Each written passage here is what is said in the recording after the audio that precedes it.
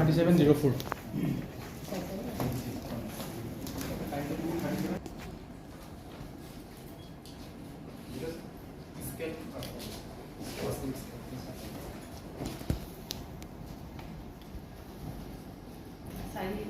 Side আছে এটা শুনে এটা আছে এটা দিছে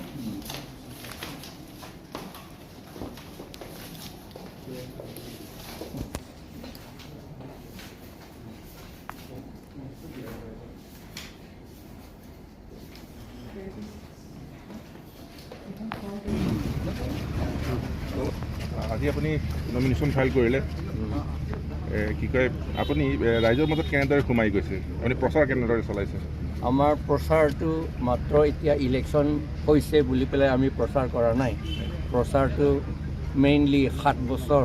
আমি চলাই আছোঁ সেইকাৰণে এতিয়া আমাৰ লগতে গোটেই যিমান হিল ট্ৰাইবছ আৰু অসমীয়া খিলঞ্জীয়া আৰু আদিবাসীসকলে আৰু অন্য জাতিসকলো আমাৰ লগতে আছে যিসকলে আমাৰ ট্ৰাইবছসকলে জীয়াই থাকিব লাগে আমাৰ মাটি বাৰী থাকিব লাগে বুলি যিসকলে আমাৰ লগত একমত হয় সেইসকলে আমাৰ লগতে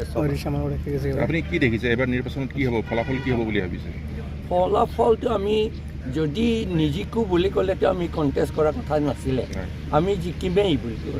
বুলি আশা কৰিহে আমি কণ্টেষ্ট কৰিছোঁ আৰু আমি জিকিমেই এবাৰ মানে কিমানমান ভোটৰ ব্যৱধান থাকিব ডিফাৰেঞ্চ কিমানমান থাকিব ডিফাৰেঞ্চটো বহুত হ'ব মই আমাৰ 7 লাখ আছে হ'বলা এতিয়া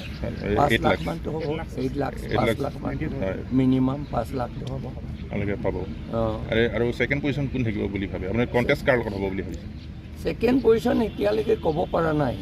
আমি নাজানো কাৰণ বিজেপি বা কংগ্ৰেছ এইটো একেই বস্তু হয় the same person of the same coin 2 faces of the same coin সিদিনা কিন্তু জয়ৰাম মিলাঙে কংগ্ৰেছ কেণ্ডিডেটে এটা কথা কৈছিলে যে APHLC বিজেপিৰ বি টিম বুলি তেওঁ অভিযোগ কৰিছিলে এখেতেহে বি টিম হয় এখেত বিজেপি আছিলেতো না এতিয়া টিকেটৰ আশা কাৰণেহে তেওঁ বিজেপি কংগ্ৰেছলৈ আহিছে সেইকাৰণে তেওঁ আমাক কোৱাতে আচলতে অলপমান তেওঁ লাজে কৰিব লাগিছিল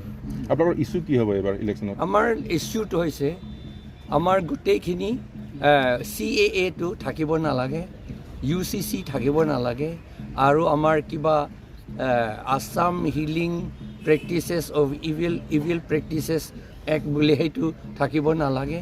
আৰু আমাৰ 6th শিডিউলটো ষ্ট্ৰং কৰিবই লাগিব পাৱাৰ যিমান হেৰাইছে এইবিলাক চব ৰেষ্ট'ৰ কৰিব লাগে আৰু অট'নমাছ ষ্টেটটো আণ্ডাৰ আৰ্টিকল 244A এইটো আমাক দিবই লাগিব আৰু আমি এইটো পাম বুলি ভাবিছোঁ এইবাৰ থেংক ইউ